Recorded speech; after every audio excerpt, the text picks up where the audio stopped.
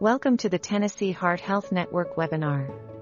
Our aim is to be your resource for innovative statewide initiatives to improve primary care for all Tennesseans.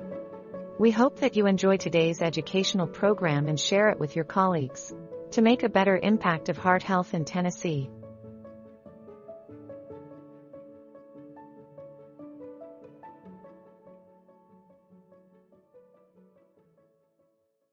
Hi, everyone. I am super excited to be here today with everybody and welcome another Learning Collaborative amazing speaker. So I'm very excited to introduce Dr. Ruth Wallenberg. Okay, I got it. Okay. Ruth is a professor of physical medicine and rehabilitation at Vanderbilt University Medical Center and director of medical health coaching program. She's also the founding director of the inaugural president of the National Board for Health and Wellness Coaching, the NBHWC. She has served as chair for the Certification Commission since its inception. Clinical health psychologist and nationally board certified and wellness coach. Ruth has over 30 years experience training and mentoring medical and allied health professionals in behavioral medicine, emotional health, and coaching. Her expertise includes designing, implementing, and evaluating mind-body interventions with medical patients and those at risk for chronic diseases. Internationally, she is recognized for her expertise on health coaching and mindfulness.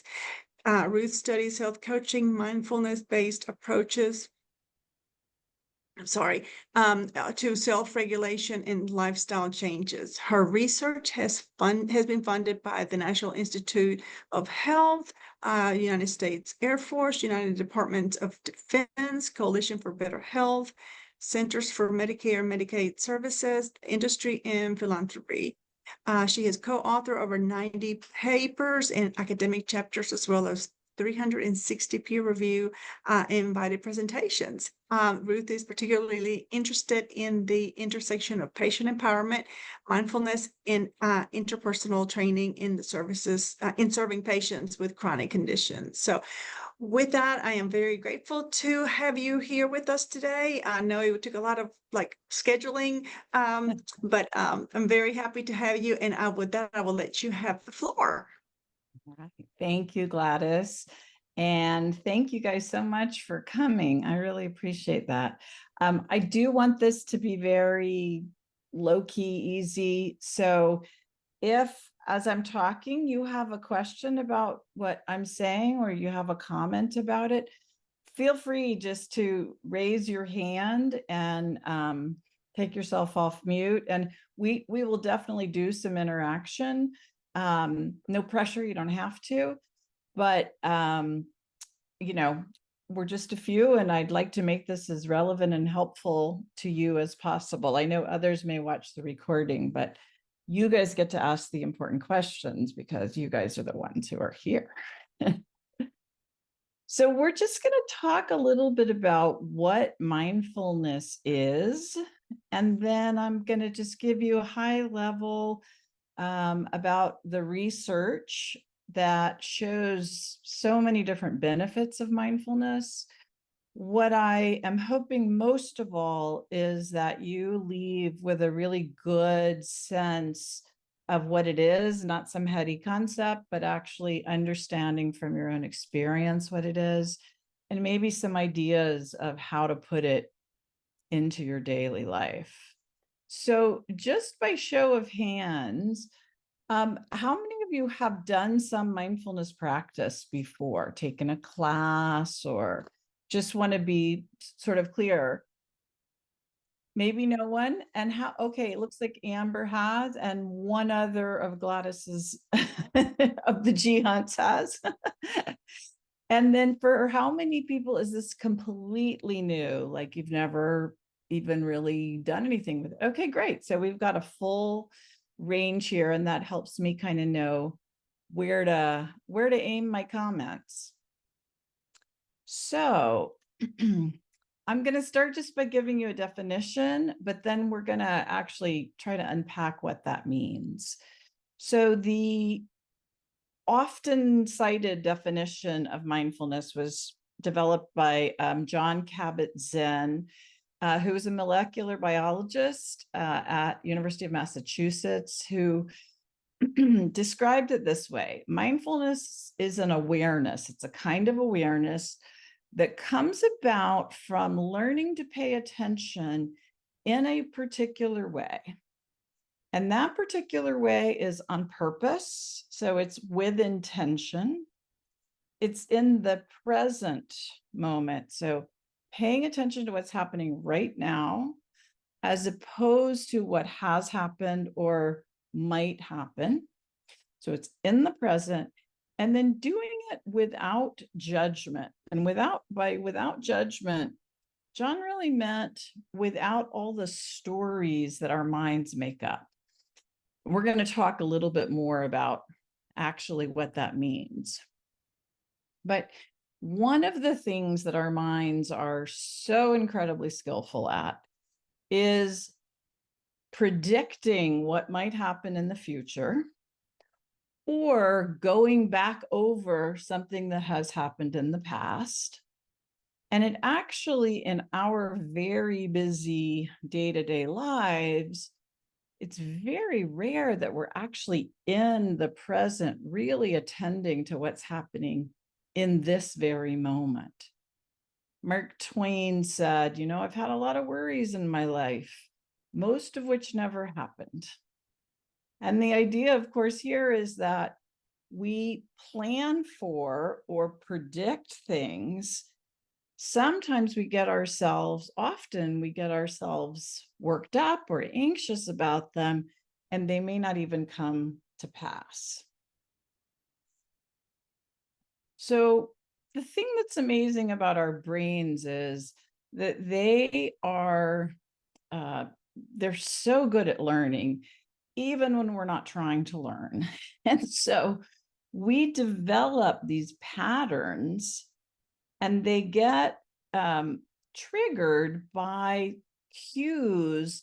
And the more habitual the patterns are, the more automatic they are, the more outside of our awareness they move, and they get stored as procedural memory in the brain. So, for example, when you pick up your spoon to take a bite of your grits, for example, you don't have to think, I need to spread my thumb and my finger apart. You don't have to go through it. You just know how to do it. And you don't even think about it. It's outside of awareness.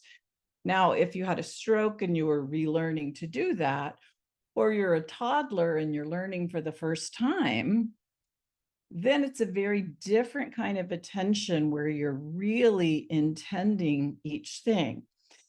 So this is fantastic that the brain works this way, because we know bazillions of things, they get patterned and then they get stored in as procedural memory, and we don't have to think about them.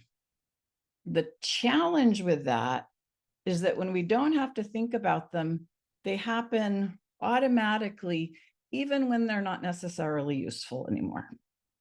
So, for example, we also have patterns of thought. We have patterns of perception where we're taking in sensory information. And we have patterns of emotion. And then we have patterns of behavior. So if, for example, I'm just making these examples up, right? But if, for example, every time you come in the door, you put you take your shoes off and you leave them in a particular place, and you go right to the refrigerator and pull it open to see what might be interesting to cool you down or fill you up. That little process of shoes off at the door, over to the fridge and look, if it's repeated enough times, it gets stored in memory, and then it repeats itself. So if you're trying to change, for example, an automatic going and maybe getting a snack when you maybe don't need a snack, or getting a beer if you're working on stopping drinking, those kind of patterns need to be brought back into awareness. This is the model, as one of my teachers, Sasha Loring, described it, which I find really helpful just to understand how it works. We all have this sort of constant, what's just referred to sometimes as the chattering mind. So it is a constant narrative.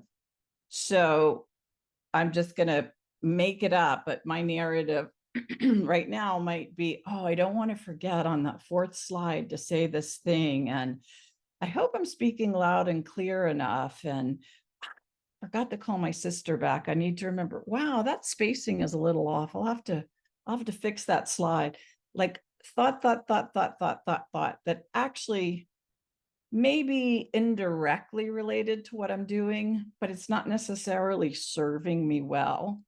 It's just that that's what the mind does. It has this constant narrative.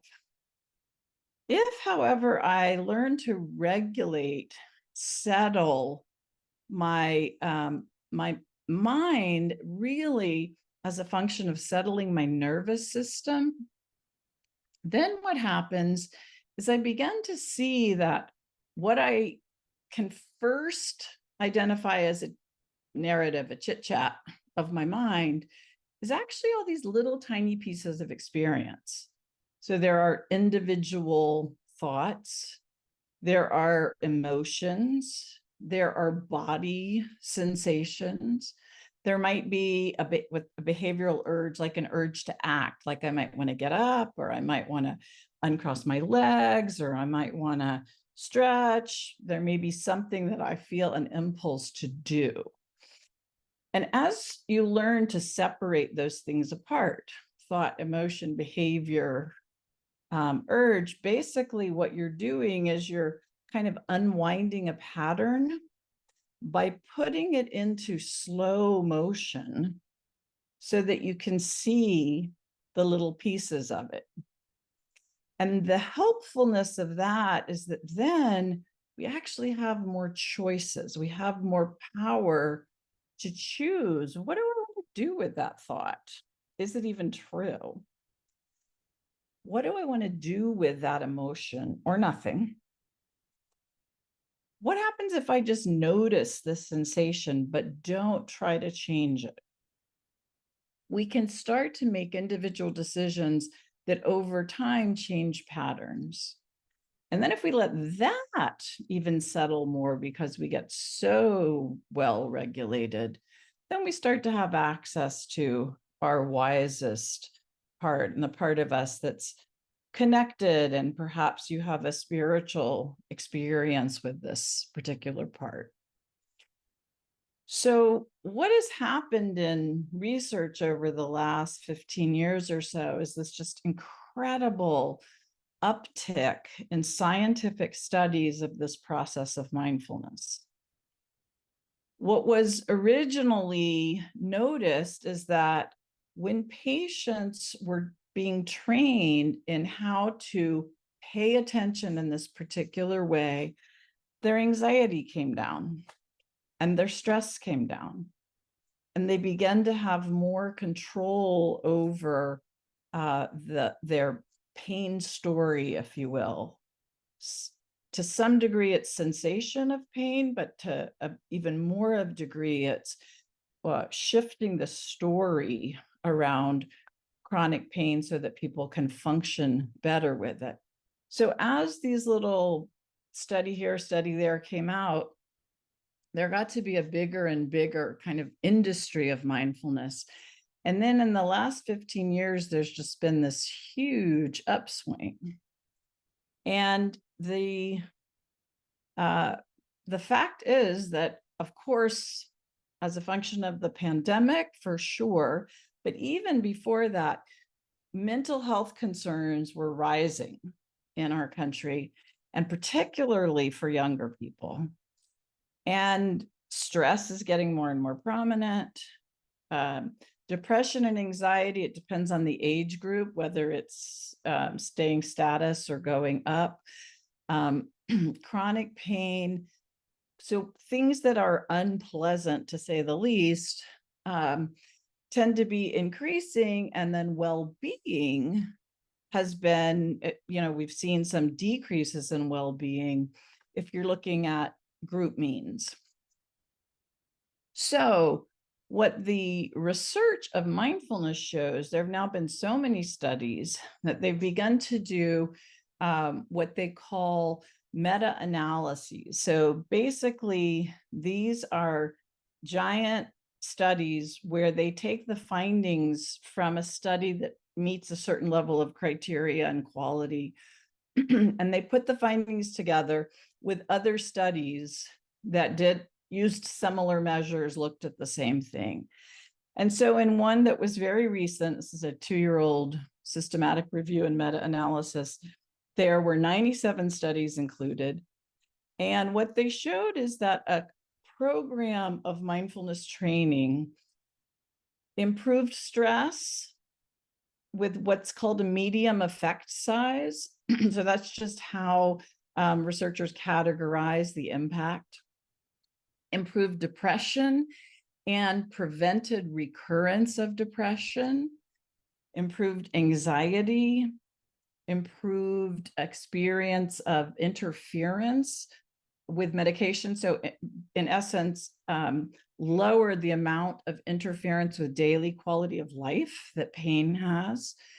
And they showed that after the class, where you're actually trained to perceive and experience things differently, that lasts for months beyond the end of the class, even if you're not practicing anymore. There's one article that's often cited in the corporate literature because there's a lot of work on mindfulness as it helps with leadership. So this article notes that 10 minutes of practice a day has been shown to make these changes that are affected with lots of different things actually in the brain and the nervous system. So the take home from this, there's been these very interesting neuroscience panels. This is a picture of the Dalai Lama who was visiting Richie Davidson's lab at University of Wisconsin. And the take home of all of this scientific work is that now that we have ways of measuring things in the brain that we couldn't even 15 years ago, we know that this process actually changes not only the way the brain functions, not the whole brain, but a number of structures in it, a number of processes in it, but also even changes some of the structures. So the thing that is so important about all of this is that practicing mindfulness is a way of basically changing your brain for the better. So I want to talk a little bit about how this works. Before I go into that, what, if any, questions do you have about what I've already said?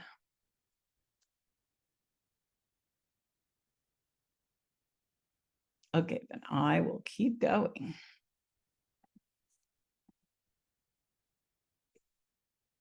So we humans have two different systems for processing information. One is called the bottom-up system, and the other one is called the top-down. So the top-down system is the one that is generally much more favored in Western education and in the way that we generally live our lives in the West. So that's starting with the cortical brain, the sort of thinking part of the brain, the most evolved part of the brain. And that then drives other centers in the brain. The other information processing system, this bottom-up system, basically comes from our sensory processing, from what we do with what we see and hear and smell and taste and feel as we move. So information from all those sensory systems comes in and gets associated in the brain with memories or similar kinds of experiences. And that then drives or leads to an interpretation of that experience. Well, mindfulness is one of very few trainings that helps people manage stress and mood and lots of other automatic processes that uses both of these systems and trains people or helps people make changes in both of these systems. So, yeah, we don't need to do that. So this is kind of how I think about it. So Michael Boehm, who's a physician at UPenn, and I did some work together, did a study together, and this is his frame that I've always found very helpful. We have some challenge that comes forth or some event, and we have this sort of reaction to it. And there's this moment where the event or the challenge and our reaction, they kind of, they collide. And what mindfulness does is just separates that event or challenge and our reaction just enough so that we can actually, oops, I went too far, so that we can actually begin to recognize and pause the automaticity that we're often running on. And by pausing that, we begin to have more choices. So what I'd like to do, I'm seeing there is one question in the chat, so let me address this question, and then I want to do some brief exercises to actually show you how this works. So Amber's asking, how long does the process of new pathways take? Which is a great question, and unfortunately, there's not a simple answer because it depends on how complex the new path is. How complex meaning, is it utilizing, are you developing a path from the same cue but a different path? Are you, does it involve emotion and sensation and behavioral urges, or is it just one? There are some studies that show that, there are some, what do you call them? Like pithy little idioms or something that say, it takes 21 days to change a habit, or it takes 6 months to change a habit, or whatever. But all of those actually come out of individual studies that are hugely different. There isn't a single answer to this really important question. What I can say is that it's very clear that people start to notice a lot of changes within even 2 weeks of a daily practice. And the significant amount of changes that are enduring are seen after a 6 to 8 week practice period. So I hope that gives you a little information, Amber. All right, so what we're going to do, I'm going to just lead you through a practice. And in this practice, in essence, I'm going to just ask you to pay attention to certain things. And they may be things that you're already paying attention to, or they may be things that you weren't paying attention to. It doesn't matter. You're not trying to get anywhere or achieve anything. You're really just practicing using your attention in this particular way so that it's on purpose, in the present moment. And really, you're just trying to look at directly what you're experiencing and separating it from your story. So let's just try it for a few minutes, and then we'll talk about what you experienced. And I'll be able to make my points perhaps with your own experience. All right, so let me go back to gallery here. So I'd invite you to put both of your feet on the ground if that's comfortable for you. It's useful just to have your feet not crossed so that blood flow is easy. Find as comfortable a seat as possible. So you do want to sort of wiggle around so that your weight is evenly distributed on your sit bones. And then imagine that your spine is really long, down from the base of the spine all the way up through the crown of your head, like I was pulling it with a string, but dropping your shoulders. So you're holding the body upright. If you're comfortable with your eyes closed, that can be useful. If that doesn't feel comfortable, an equally fine alternative is just to find a place 3 or 4 feet out in front of you on the ground and let your eyes just focus there. The whole reason for closing the eyes or letting your gaze be soft downward at a spot on the floor is just to limit how much information is coming in through the eyes.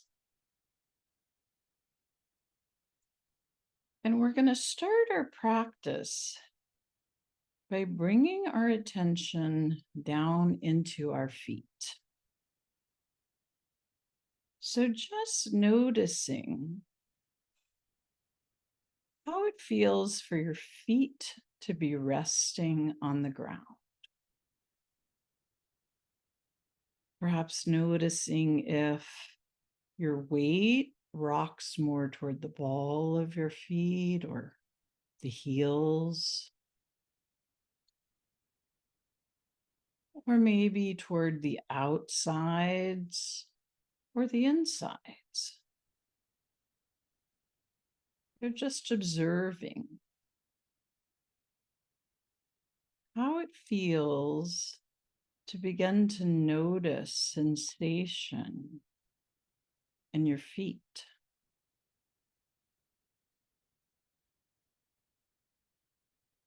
If you want, you might bring all of your attention into your right big toe for a moment. And you might even notice how sensation changes in the right big toe if you push down just a tiny bit and then let go.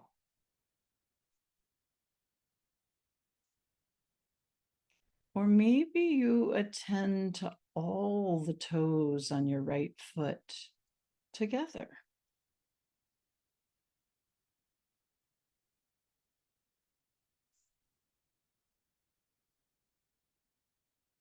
Perhaps you move your attention over to your left foot,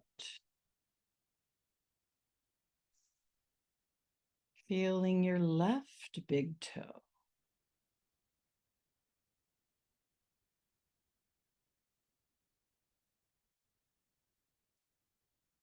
And then all of the toes together on the left foot.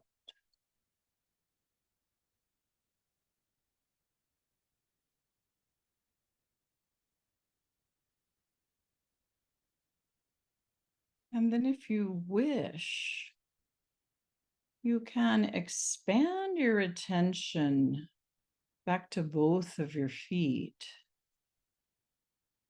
and just see if you notice the texture of your socks or your shoes, or maybe even the floor or the rug beneath your feet.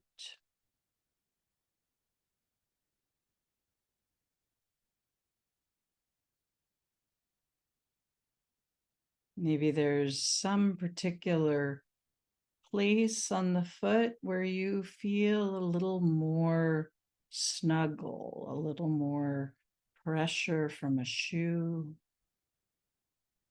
or a sock.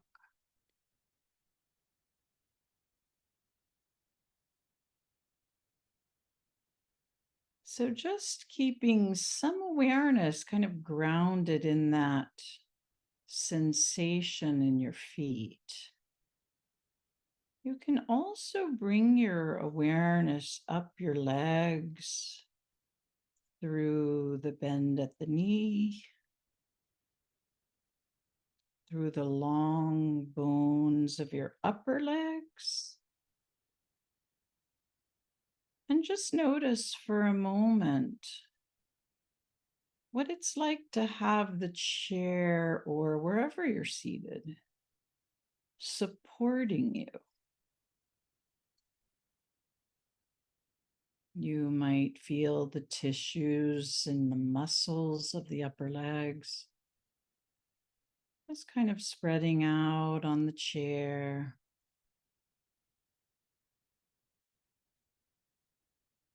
You might sense the texture of your clothing.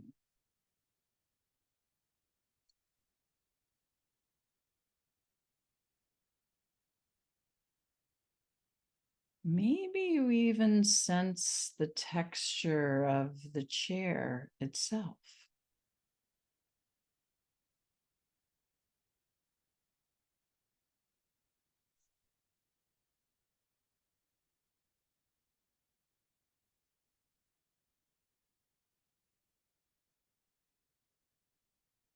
And then, if you wish, you can bring your attention on up through your hips,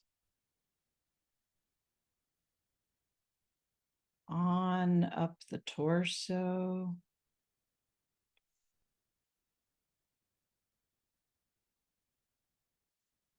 until you feel the breath moving in and out of the body at its own pace.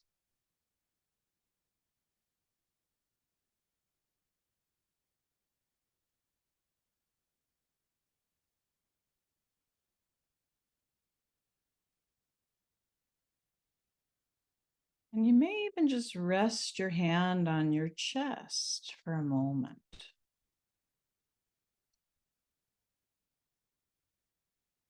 It's just to help anchor the attention right here at the chest. And perhaps notice how the chest lifts and expands as the breath comes in, and how it falls as the breath leaves the body.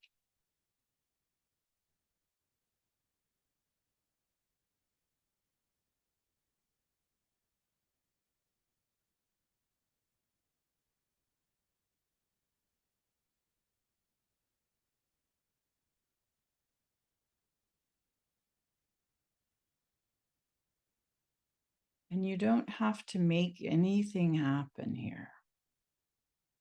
You're just witnessing, just watching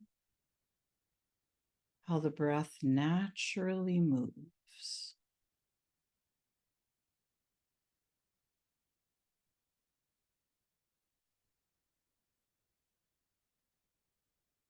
If you wish, you might even move your hands so that your fingers are right below your nose,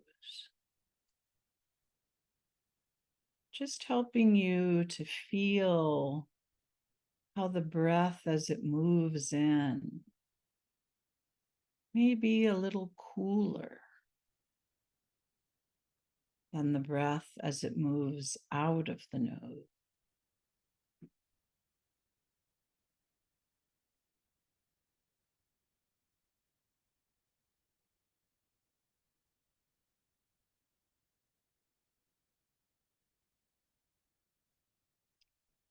Just being curious about the warming of the breath, if you sense it.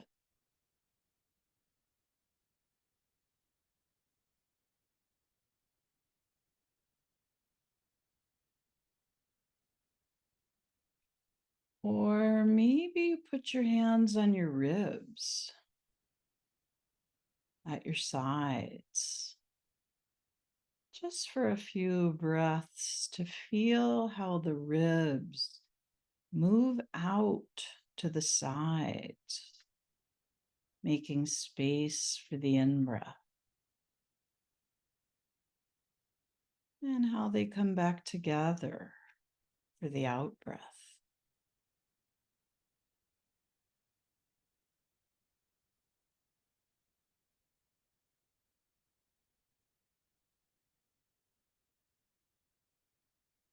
Again, you're just noticing what the body already knows how to do. Not trying to change it, just watching.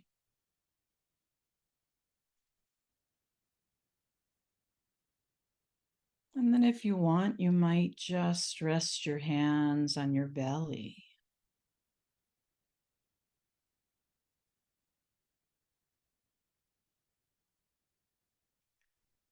And just see if you feel the breath moving so deep into the core that the belly moves out. Maybe you feel the belly move toward the spine on the exhale.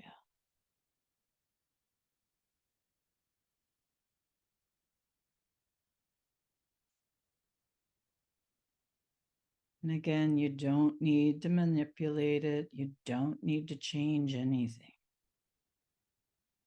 You're just watching. Where do I feel this particular breath?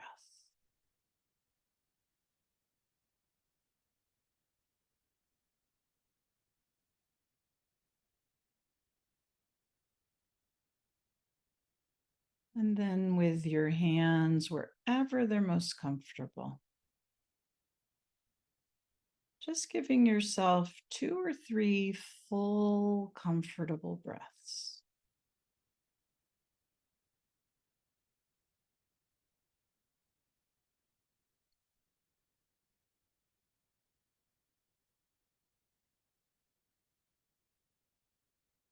And then expanding your gaze. You might look around your space a little, get fully oriented to where you are. And then bring yourself on screen if you're willing. And I would really like to hear what you noticed. What you noticed in your body, what you noticed in your mind, anything at all that you noticed as you were practicing. First thing I noticed that your heart rate kind of, for me, went down. You noticed a slowing of your heart rate over that practice. Yeah. Thanks for sharing, Gladys. What did others notice? I know for me, I apologize for being off camera. I'm having some technical difficulties today, but I'm pretty short and my feet don't touch the ground in my office chair. And so I noticed that I was actually holding my feet and hands in a really uncomfortable position to stabilize myself. But it's so automatic because I sit in my chair, 6 to 8 hours a day. I don't even think about it anymore. So until I really paid attention to the fact that my toes were like tiptoed just to hold me on my chair and things like that. So that was kind of eye-opening for me, honestly.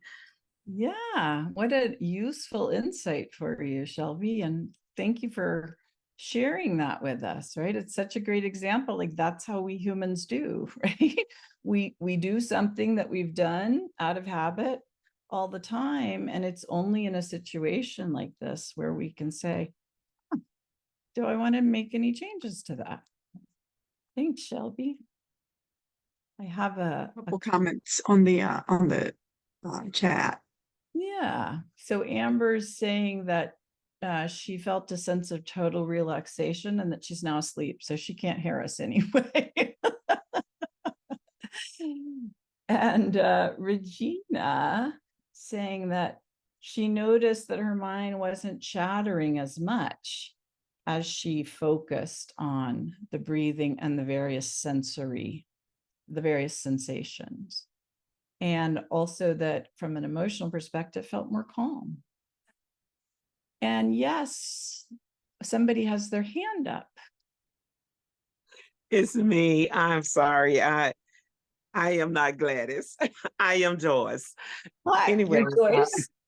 I, I messed up my Zoom thing, but anyway, I No. felt when we were into the relaxation, I felt that my mind was stable and I was focused for what I was doing. I am what they call a shadow breather. So I did notice that I had to concentrate a little more on the breathing part and actually feel, my body going in and out. But I did notice that I was more focused because I was focused on the now, and not what was going on around me. And that made me relax more. So it was very good for me. Yeah, Thank you. well, thank you for sharing, Joyce. And the thing, I hear a couple of things in that. I mean, one is that process of really focusing now and focusing on a sensory piece, your breath, as much as you could feel it in different places, like that actually that helped you focus even further and also helped you relax. So there's an interesting, like, self-reinforcing process in that. Yes, thank you. That. Yes. So people are describing some changes in sensations. I'm hearing a number of pleasant ones. Was there anyone who had a different kind of experience? I was hoping that you would do this every night at 10 o'clock when I need to go to sleep. I will be at your house in about, I don't know, 9 hours. No, not 5 hours. So you found it restful or relaxing enough that you thought it actually could be helpful with sleep. Yeah. Thanks for sharing, Amber.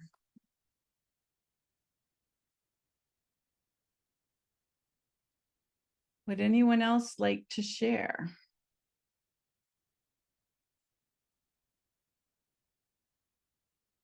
Okay, I will share one more thing. This is Please. Joyce again. I have read in publications that mindfulness and relaxation, the thing, what we just finished doing, the relaxation and the mindfulness helps in high blood pressure and different types of pain. You said it in your presentation, but it helps also in pain management and different things like that. And like Amber said, I too need to practice this before I go to sleep because I have a problem with getting my mind focused so that I can rest. Yes. So this will help me. So I really, really appreciate it. Yes. Thank you for sharing that. Yes, there is some very strong data that shows that you can bring down blood pressure for it to stay, for that effect to stay. You have to repeatedly practice. Excuse me. And chronic pain is absolutely one of the things that this helps with a lot. So, if you just think again about how amazing our brains are as learning machines, even when we're not trying to, like, they learn to do whatever we do.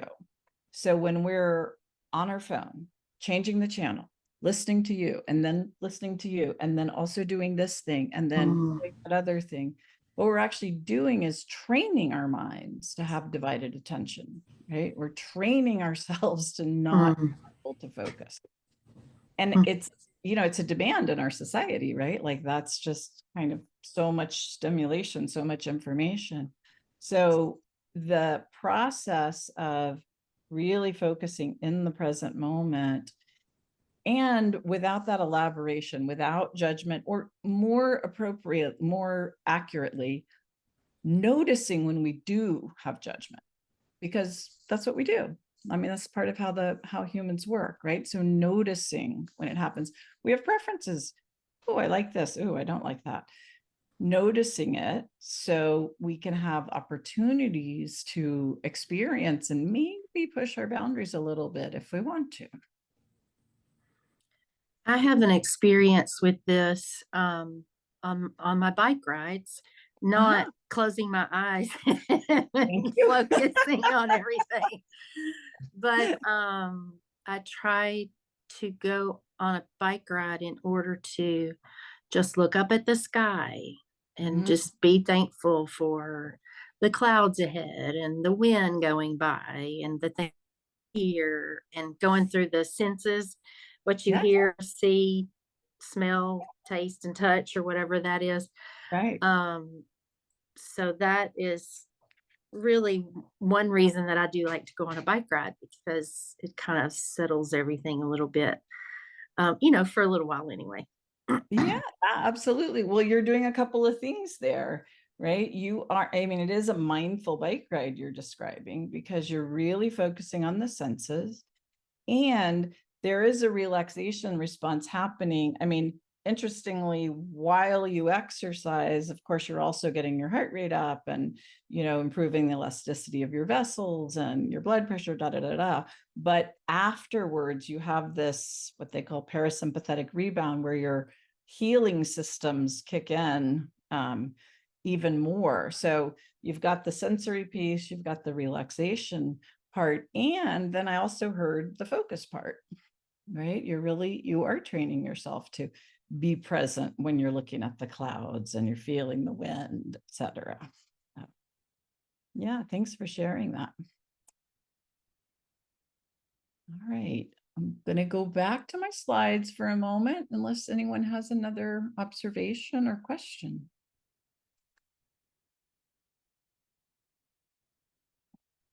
Okay.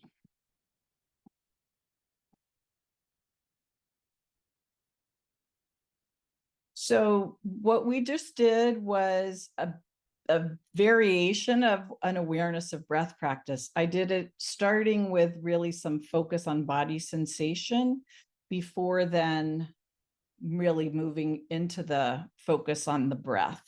There's body sensation, and there's fascinating evidence that shows that when we're focused on sensation without the elaboration or without the judgment, it's actually very hard / almost impossible for the brain to do the kind of rumination thing that tends to drive stress and depression and a number of things. So it's a lot of power that we have in our focus. Now, there's focusing and feeling, but then there's what the mind starts to make up about it, or just how the mind interprets it. And that's where we develop patterns of thought that might need unwinding. I want to do a 20 breaths practice as our next practice. It's very simple. We're basically going to take 20 breaths. That's why it's so cleverly named. And as we do that, I'm going to invite you to count. So you're going to go, I'm just going to count the first 2 or 3 breaths. And then you're going to count at your own pace, because we're all breathing at slightly different rates. I'm going to make suggestions about things to notice about the breath. But in essence, we're just going to go from 1 up to 10. And then after the 10th breath, we're going to go back to 9, 8, 7, 6 until we get back down to 1. Same thing, you want to lower the amount of input you've got from your eyes. There are some people, I know the first few years that I meditated, I always did eyes open, because I had so much going on in my head that it helped me to actually have something to look at. And when I closed them, it was a little too much for me. So I did eyes open for a long time. Now my preference is eyes closed, but it doesn't make any difference. It's whatever you find most supportive of your own practice. But for our 20 breaths practice, I'm going to invite you either to find that spot on the floor to focus, or close your eyes if that's your preference. And we're just going to begin to count the breath as we experience it. So gathering up all of your attention and then saying to yourself, breathing in 1, out 1, in 2, out 2. Moving at your own pace.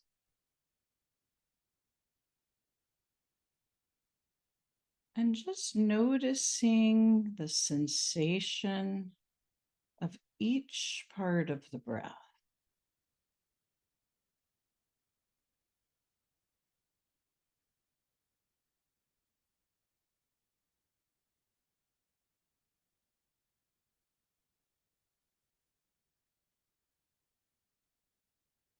And as you continue counting up toward 10, you might notice a tinier pause between the in and the out breath.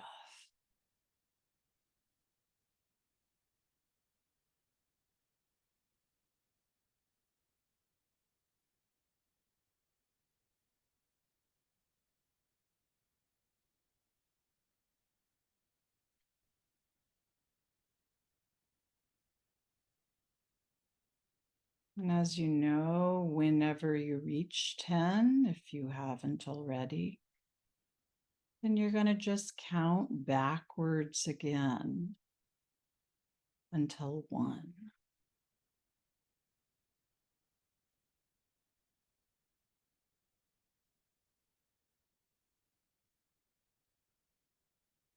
Maybe you even notice a pause at the bottom of the breath after the out breath and before the in breath.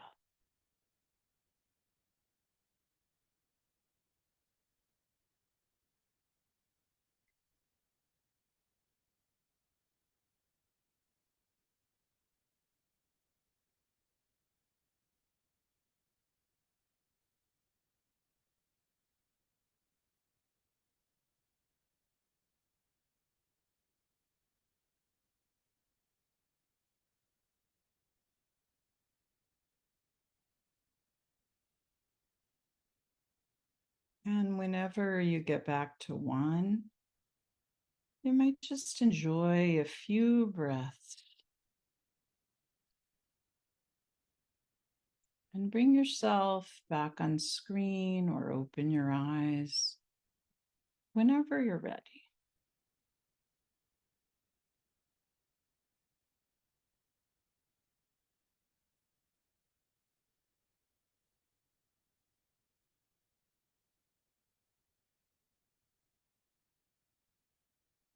All right, so that's just a really simple process.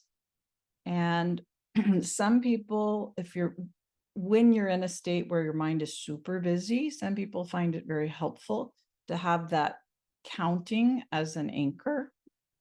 So just wanted to offer that to you. Each breath, in essence, is like a little tiny meditation all by itself, like a little mindfulness practice all by itself.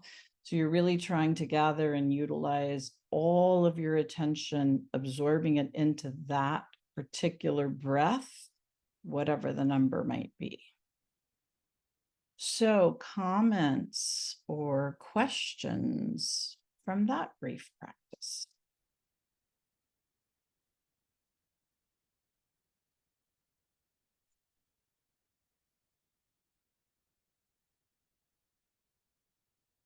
I just felt physically calm and mentally quiet.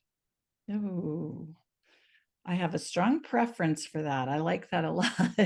My body is calm and my mind is settled. Yeah. Thanks for sharing that, Linda. Mm. Okay. Anyone have a different kind of practice? Okay. I did. This is Joyce. Yeah. I felt I had to actually, because I told you I was a shadow breather, I had Mhm. actually to count. And then I had to remember, okay, you cannot take the breathe out till you count the next one.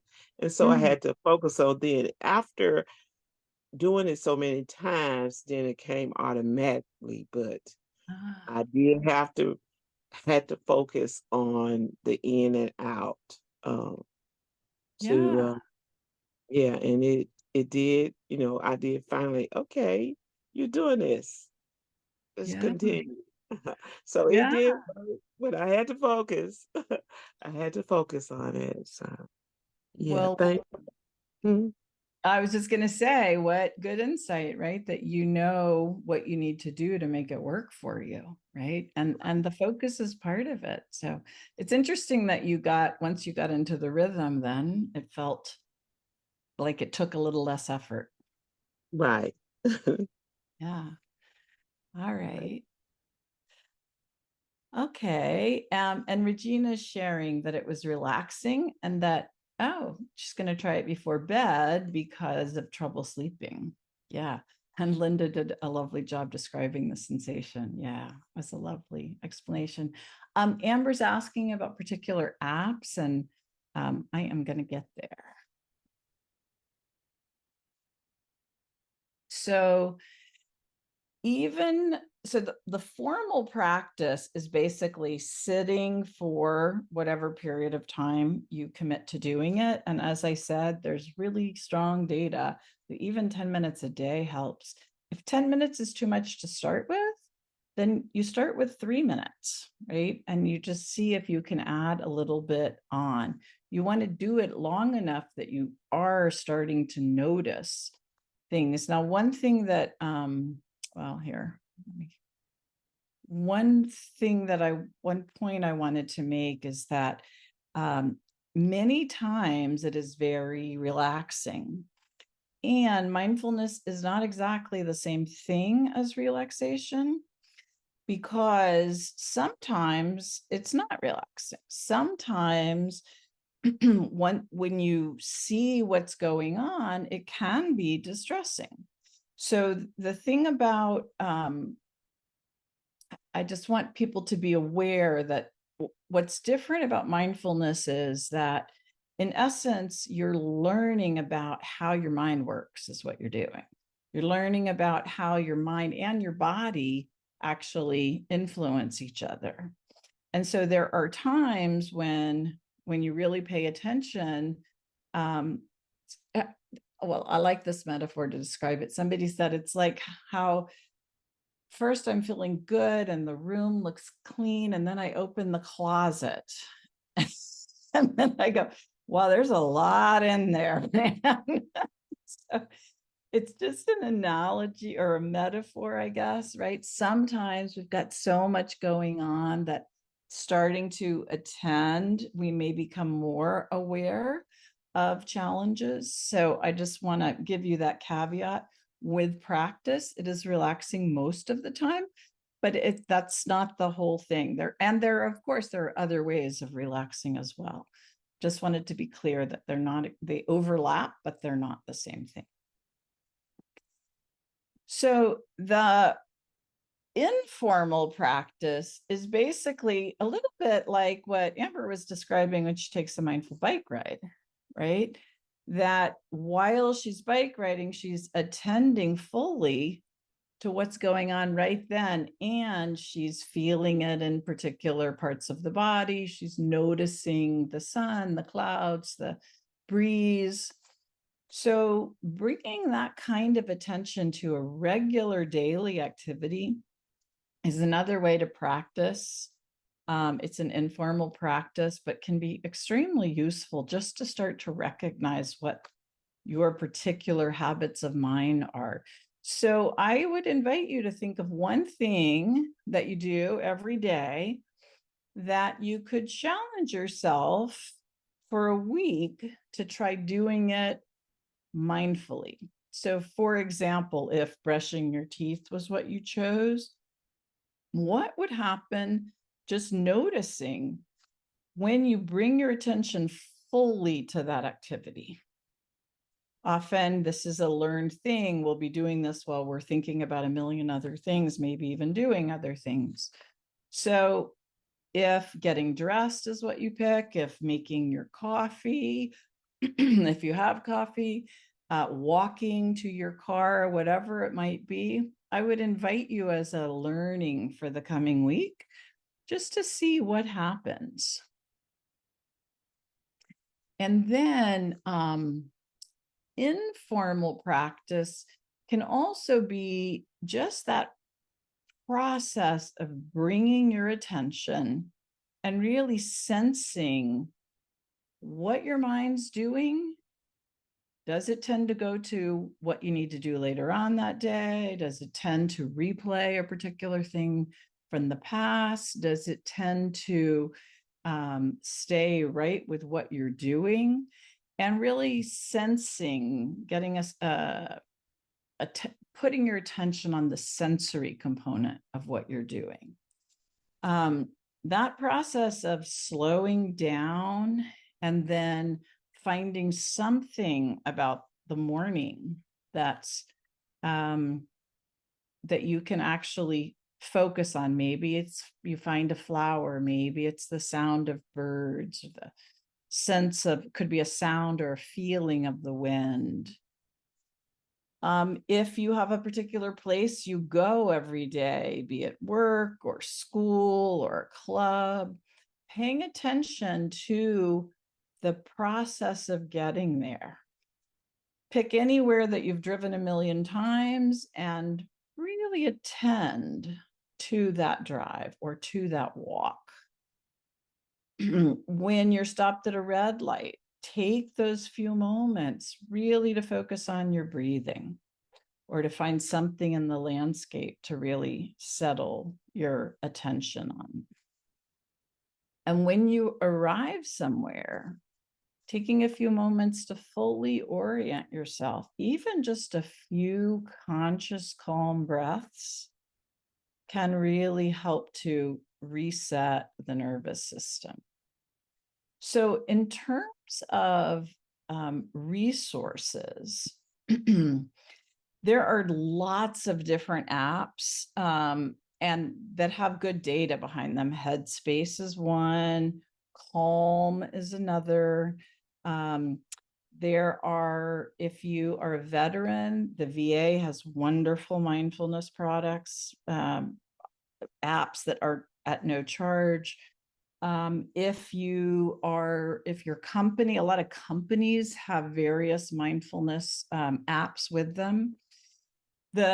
My preference and what some of the research shows is that doing a full course is the best way to actually shift your perception enough that you can then keep it up or support your practice with apps. So certainly listening to or using an app that will support this practice, I'm 100% for that. And if you have a choice and you have the bandwidth and the interest, doing a full mindfulness course can have an even greater impact because you're learning with a group of people and the processing, getting to talk through what you experience is actually a really valuable part of it that gets missed when you are just yourself and, your app. Way better than nothing, but it misses the social component that actually mindfulness came out of was a very social. I mean, we think of it in the West as a very solitary thing, but often it's actually practiced with a group of people simultaneously, and there's a nice community around it. So I believe, oops, let's see. Oh, I hit the wrong button. There we go. Okay. Yeah. So I believe we have a little more time. Is that a true story, Gladys? Or are we an hour and a half? Usually we're about an hour and a half. I don't know what Dr. Butterworth said to you, Okay. so I wasn't sure. I am happy to stay and do some more practice. I'm also happy to entertain questions, or I can tell you more about the research, but I'd rather you use this to go to sleep than listening to the research. I would love to have the questions answered. Yeah. I know that usually they'll have a lot of questions. Yes. Okay. So. Well, Amber is asking, which of those courses do you recommend? So mindfulness-based stress reduction, which is, I'll put it in the chat. It is stress reduction. It's referred to as MBSR, mindfulness-based stress reduction. It's a particular 8-week curriculum that's taught all over the country. And if you put in to a Google search, mindfulness-based stress reduction, and you put your zip code or mindfulness-based stress reduction near me, then you should be able to get various classes. Now there are classes online as well. And Gladys, I don't know, I mean, I'm sure UT has them, but I don't know if the collaborative has any particular place that they're plugged in. We don't, but I will take a look at this. I was just trying to Google when you said that. I was trying to find what we have in the area. But of course, we're throughout the state. So we're not, Right. I'm physically in Memphis, but I know like, Mr. Boyd mentioned earlier, he's in the east part of the state. So we're kind of really spread out. Yeah. So I will send that link. And as far as I know, we don't have anything to offer, but we can look. And we have the health hubs here in Memphis. That would be a good option for them. So I'll take a look and see what else we can do. Okay, great. Thank you. I can send you a list of resources too, Gladys, if you then That'd have be a way great. to disseminate it. I can share. Yeah. Yes, that would be great. Yeah, Vanderbilt's Osher Center, where I am, which is an integrative health, a program for whole health, has lots of different programs.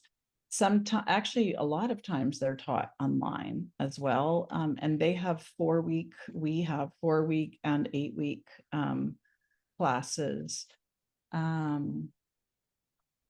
So Shelby's asking a great question. This is the type of program that would be best for provider training. So there are some that are specifically targeting providers, but it's really the same training. So it's very useful for patients. It's extremely useful for providers. The research around it actually shows that it tends to increase compassion and ability to listen well, and things that that our healthcare system makes really hard for providers to do. And so there is a lot of provider training, same mindfulness-based stress reduction. All providers are also patients, right? But it's so anyway, some have a target audience more about who sort of comes into the group. So for example, there have been a bunch done with police, and when they first, this is probably 6 or 8 years ago now, but when they first were advertising it, it sounded too flu or frou or something. And so so a number of people didn't pick up on it, but then they changed the PR, the way that it got presented as mental training, and they had a huge uptake with fabulous outcome, right? So it really is all the same thing. I'm not very good at marketing, so I know there are a lot of different ways to change it up. It's the same skills. It's the same skills. We've done a lot of training with medical students. So Meharry Medical College is an HBCU in Nashville. And for 6 years, we got to train all of their first year, they're brand new, right when they landed on campus, medical students in mindfulness and patient-centered communication. And that was really fun. We got some great results and just some amazing stories that people had to share. One woman said, well, I don't know if it's going to help me be a provider, but it's really helped my relationship a lot. Yeah.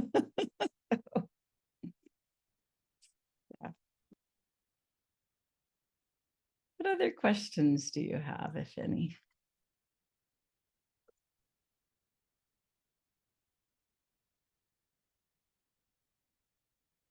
I have a question. Are you familiar with schools or school systems where this is being used? I had read some about this a few years ago, being used in schools.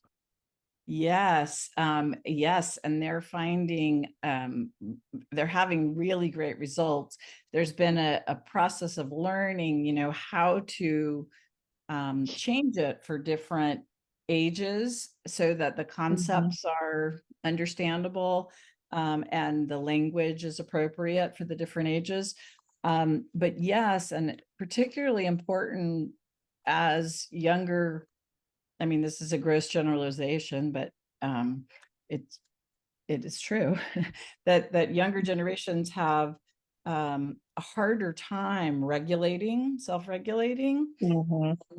And so this is actually a really helpful process in that.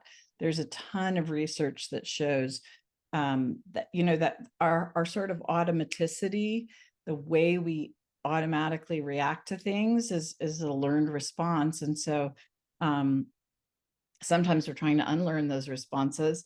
And then with younger kids, you're actually trying to teach for the first time how to regulate so that you have enough space and time to have a thoughtful choice about something, particularly when your frontal lobe, isn't developed yet, right? It doesn't get developed until your mid-20s. So Right. yeah.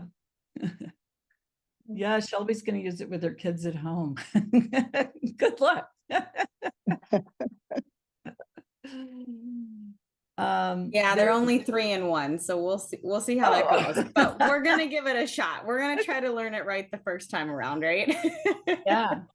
They do something they call like starfish breathing, where you lie down and spread your appendages out, and so you breathe out to one hand and breathe back in, breathe up to your head, breathe back to your center, breathe out to your other hand. So it's a way to do 5 slow breaths. Oh, I like that. I'm gonna see if my 3-year-old would try that. That's cute. I thought so too. And Amber's noting that there's a lesson on mindfulness in her cohort of the diabetes prevention program. Yes, fantastic.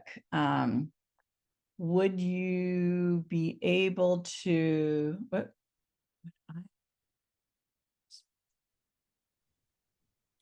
What I'm saying is, could I guess is the best way to lead them in something like what you just did effectively. I don't want to mess anybody up. Oh, absolutely. Well, the things to know are that it's important for people to have the choice of eyes open or eyes closed. Okay.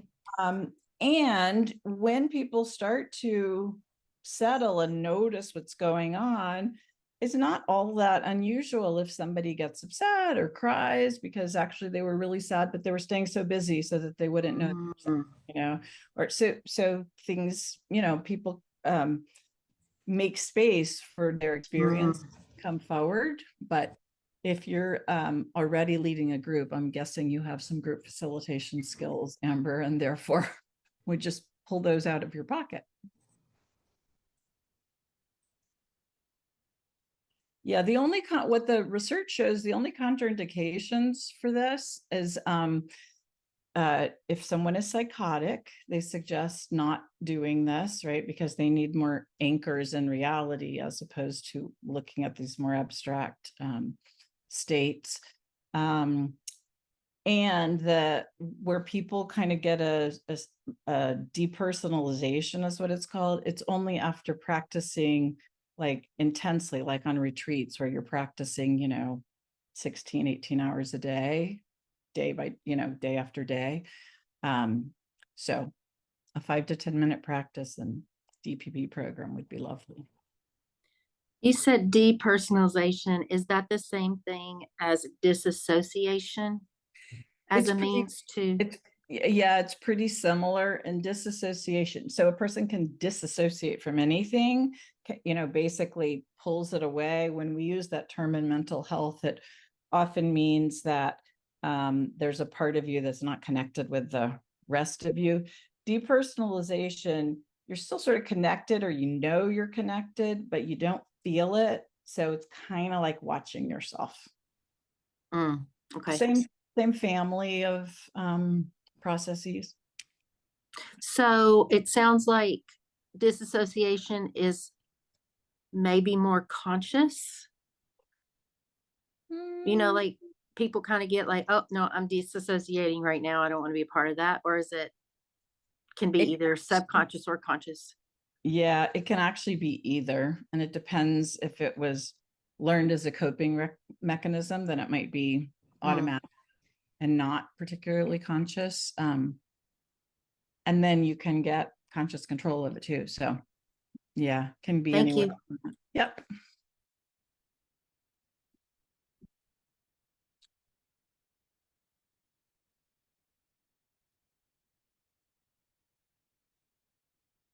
I have a question. Yes, ma'am. I'm always got questions. But anyway, I have been sitting in a couple of sessions of mindfulness. We have a Christian group that my daughter led a session on mindfulness. And what I'm asking, like, I did take a training in as a community health worker, mental health first aid. Yeah. And I was associating some of the things that depression and, people with depression and different, anxiety. And when you use this session as we had just did today, and actually get them to think about, not their situation that's going on, but to get them to think about and as mindfulness and gratefulness, being grateful for the things or the situations or about something to be grateful for.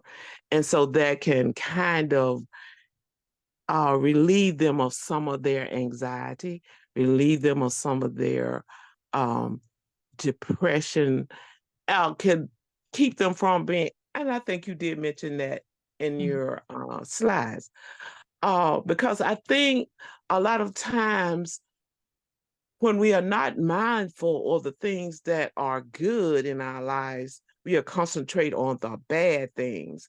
And that can lead to more anxiety, more depression, and different things like that. So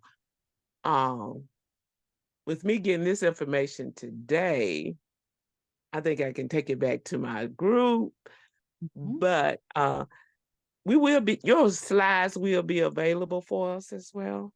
I'd be happy to send them to Gladys and she can share them. Yes, thank you.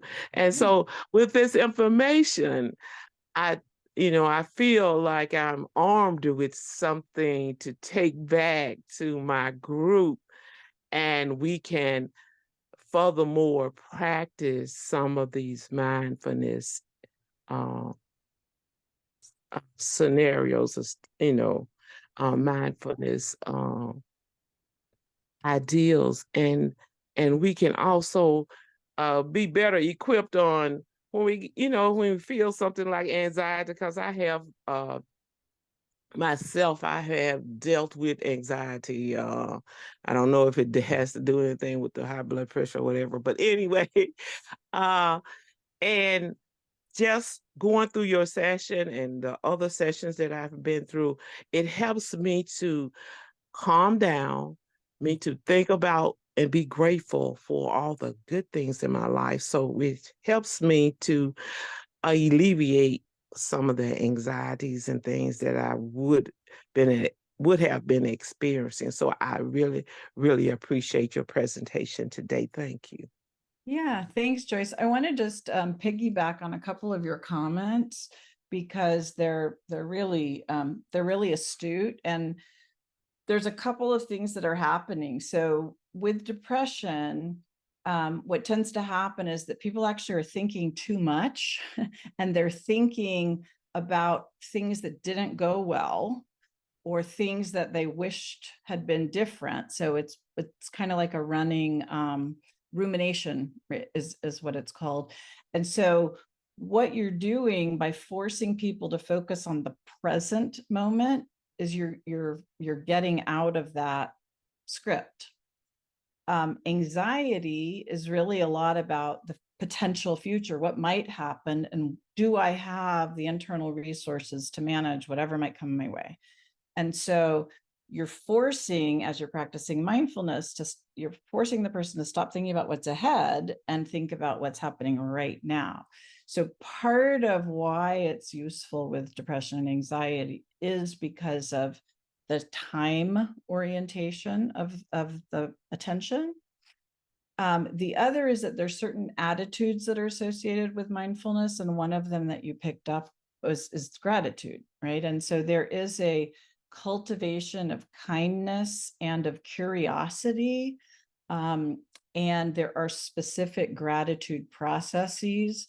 There's a whole body of work called positive psychology that looks at using it looks at meaning, what gives people meaning. It's not always fun and happy, although it's great to have fun and happy, but it's about positive emotions, things that are meaningful or pleasant or lead toward joy or gratitude. And so that is a piece of it. And even without mindfulness, if you do some practice of gratitude practices, there's a lot of data that shows that can be very useful in both of those. And you typically you're also shifting somebody's attentional focus, right, when you're doing that gratitude piece. The other thing I wanted to say, you said that you have a Christian group where this practices. I mean, they're all the great religions of the world have contemplative practices, and what even very secular mindfulness programs have been shown to increase people's sense of spirituality, because they also, I mean, it's hard to not at some point recognize that you're connected to something, to a group of people, to God, to however you frame it. But anyway, the research is very clear that people are more open to that when they've been practicing. So it's an interesting sort of strands that you're bringing together there.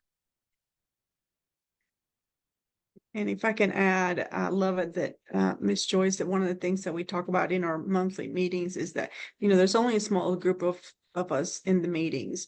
We're trying to improve heart health, basically, in the state of Tennessee. And so by her taking what she's learned back to her groups, and that is my hopes and dreams, that everybody in here takes what we are learning and sharing it with others. Because maybe one person at a time we can improve, whether it's blood pressure or whatever. So I'm grateful, Ms. Joyce. Thank you for saying that. Thank you. Would you recommend a in-person class for the mindfulness training versus, are there online classes? Are they effective or? Yeah, so the research shows pretty equivalent, provided you're in a class where people are participating and, are able to, fully participate or whatever. That the research shows it's pretty equivalent, whether you're doing it live in person or live online. Now, it's pretty equivalent in the things that they're measuring, but if you get more from like an energy perspective or the social connection before and after the meeting, then, lean toward in person. But if it's like a schedule thing and you're much more likely to pull it off if you do it online, go there. So there isn't a good research reason to do one or the other. We did do some research that showed that doing it in real time, doing it, synchronously, as opposed to listening to recordings, does have a stronger impact. And I suspect it's because you're sort of feeding off of each other. Somebody says something and then this other person gets another idea from what that person actually forcing different kinds of thought that may or may not happen with a recording. But is there a stress reduction training certificate for healthcare professionals? There are certificates in mindfulness-based stress reduction, and in mindfulness training in general by 2 different organizations, and they're pretty expensive. One's pretty expensive, and they're pretty intense in terms of the number of hours. What is an idea of how much it might cost or how many hours? Just an estimate. Well, one of them, I think it's like $250, and it's maybe, I think you have to have like 200 hours of training or leading to that. I hope I'm not misquoting it, but another one is like $10,000, and it's a lot of mentored, where you have a mentor with you, and it's considerably more hours. Wow. So, I mean, but that's if you want to be, right, if you want to be teaching mindfulness, and it's a self-regulated field. So you don't have to have it to teach. Because the part that's really, there's leading the practice, but it's actually unpacking the practice, the inquiry part is what they call it, that is more, it takes even more training, just because anything can come up and you have to know, a sense of that. But, you might just Google it, because you might find out that I am way wrong. And a lot of things have been developed that I don't know anything about. So I don't want to scare you away from it. So if I wanted to do this with my diabetes class, is there like a one article training thing that might help me do that better? I know you were saying like contraindications are this, and make sure that you do this. So if there was kind of a guide that I could follow. What I'm wondering about, we have a training at Osher that I think it's going to be online. Again, not a great marketing name, but it's called PDMF, Professional Development for Mindfulness Facilitation. Oh, okay. And that it's like a 3-day kind of thing. And that might be worth seeing. I don't know when the next one is. They do like one a year. They're about to do at the end of September a 2-day embodied presence, which is also an important thing for mindfulness trainers. I think it's like maybe $500, and it's 10 hours of CE. But if you Google Osher mindfulness, hopefully, Osher Vanderbilt mindfulness, you'll get some options there. Amber, which diabetes class? Because the diabetes, I'm certified in a lot of diabetes, lead a bunch of the diabetes, and they, I know a couple of them come with mindfulness already as part of the. They come with a tape to give, a CD or whatever to give to all the patients they go through. So maybe you and I can talk offline, but I can show you what I have. The one I'm doing is the one by the CDC. It's the Diabetes Prevention Program cohort. And so they can be like anywhere, but I did Yeah. the lifestyle coach training a year ago. I'm a pharmacist, and I'm working to get my diabetes certificate for education. But I'm also doing this cohort because I love prevention. Yeah. And so that's why I'm just I don't know of a tape or a CD or anything. I can show you. I'll be happy to share with you because Okay. I'm certified in a bunch of them to teach, and I can't remember which one is which because I don't necessarily teach it full time anymore. But Right. but I have a box of CDs in my desk somewhere, great. because we're supposed to give them to the patients when they come in. And so anyway, and it comes with a whole script how to do the mindfulness. Okay. So I'm happy to share that with you. Yeah, that'd be great. Thank you. I'm going to put my email here, and please reach out to me because I don't have your information, but That might be something that they have as a video online now, because I don't think they give any of the CDs away, but they do have certain things that you can go to their website and oh yeah, they have certain things on their website that you can go to and watch videos and different things like that. And I don't remember from last year's training if that was something that that was in that was included in any of the stuff we looked at as trainers. But this is just very interesting to me because I've walked through my own personal journey this last 3 years, and it's been really, really good, and mindfulness has been a part of that. There are lots on YouTube. John Kabat-Zinn has lots of demos. In the resource page that I'll send Gladys, I have a lot of recordings. They're not visual, but they're audio online from something I did a number of years ago. So I'll, yeah. Oh, well, you'll have to email Gladys because she doesn't have your contact. But